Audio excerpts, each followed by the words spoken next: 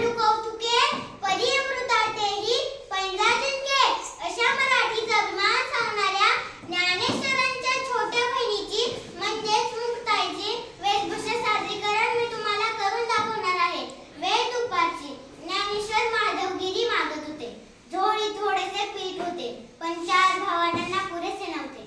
म्हणून ते एका घराजवळ आले आणि म्हणाले, ओम भिक्षाम देही, ओम भिक्षाम देही.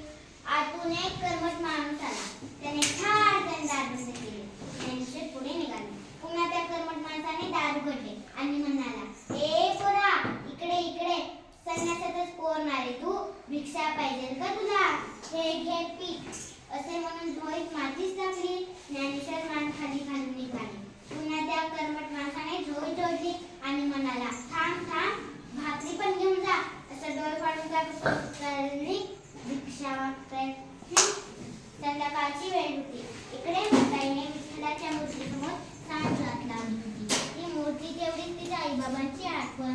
ती हात जोडून रामलक्ष म्हणू लागली. तिला चाहूल आली की ज्ञानदादा आलाय. तिने पटकन रामलक्ष उरकली आणि आपल्या भावनांसाठी पानं मारली.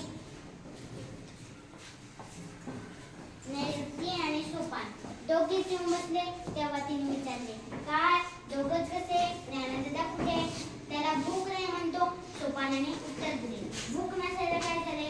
थांब, मीच बोलणार आहे. असं म्हणून मुक्ताई खोपटात गेले. खोपटा म्हणजे तिच्या ज्ञानदादाची एकांत जागा. त्या जागेवर जो लहरीन तेव्हा जाऊन बसायचा. दादाची झोळी तर इथेच दिसते.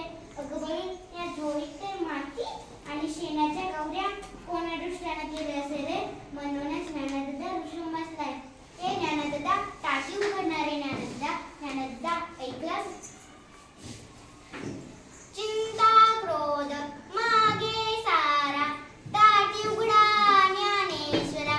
योगी पावत जनाचे, काही अपराध मनाचे.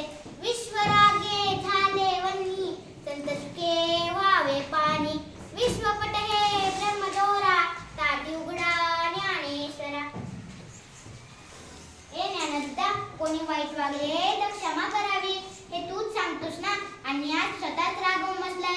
अरे, या झोळीत माती टाकणाऱ्याची बुद्धी तर भ्रष्ट झाली असणार, पण तू का कष्ट होतोस? अरे, जिथे शेत उगवतं तिथे जणू उगवणारच. जिथे फुले फुलतात तिथे काटे फुटणारच. जिथे केवडा फुलतो तिथे नाग निघणारच. असं काय रे दादा? सारं जग जरी आगीसारखं दाहक झालं तरी तुम्ही पसंतांनी पाण्यासारखं शीतल असेल. दाताने जीभ चावली तर कोणी 32शी तोडतं का रे? अरे, या उर्मट लोकांमुळे साऱ्या जगावर रुसायचं. तुम्हा संतान मंडळीवर खूप मोठी जबाबदारी आहे. तुम्ही अवघे विश्वाला तारायला हवं. हे मी सांगायला हवं का रे तुला? ए दमले रे मी ज्ञानदादा, पाय दुखायला लागले माझे. उघडणारे दार, क्षमा कर या लोकांना. तुझ्यावर जीवापाठ प्रेम करणाऱ्या दिनहुब्या लोकांसाठी दार उघड. अंधारात चाचपटत राहणाऱ्या समाजासाठी दार उघड. तुझं सामर्थ्य दाखवण्यासाठी दार उघड. ज्ञानाचा दिवा लावण्यासाठी दार उघड. दादा दार उघड, दादा दार उघड. विश्व कल्याणाच्या खालीच असलेला सार ऐकून ज्ञानेश्वर खडबडून जागे झाले. मुक्ताईने त्यांच्या अभिषेकीत पसरलेलं नैराश्याचं काळोख दूर त्यांना. त्यांनी धावत येऊन दार उघडले. दारात उभ्या राहिलेल्या मुक्ताईला उचलून घेतले आणि म्हणाले, मुक्ता, आज तू माझी उद्धार करती झाली आहेस. तू आम्हा संतान असणाऱ्या गुणांची आठवण करून दिली आहेस. मला विश्व कल्याणाच्या कार्यात भाग घ्यायचा आहे. खरोखरच मुक्ताईने प्रत्यक्ष जीवनात अध्यात्म कसे जगावे हे ज्ञानेश्वरांना दाखवून दिले. आपणही मुक्ताईकडे सर्वांसाठी एक मागणी